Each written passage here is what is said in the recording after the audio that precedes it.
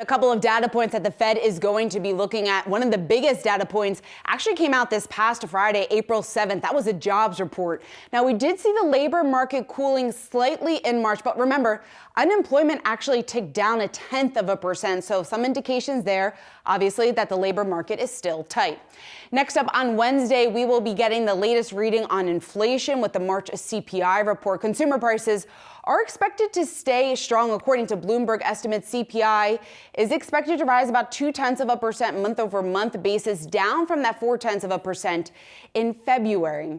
And our final indicator, also the Fed's favorite measure of inflation, PCE, that, Jared, is going to be released on the 28th.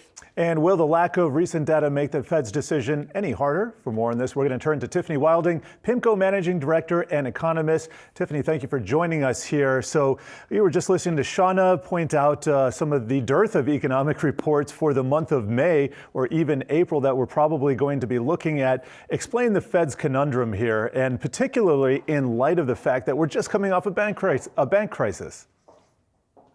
Yeah. So I think overall, just taking a step back, the Federal Reserve obviously takes in data as it comes, but it's not exactly the data. It's how the data impacts their forward-looking forecasts that really drive monetary policy decisions.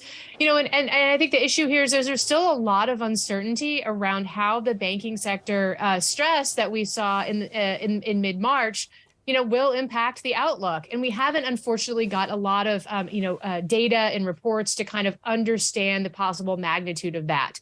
So I think that's really what the Federal Reserve is going to have to deal with.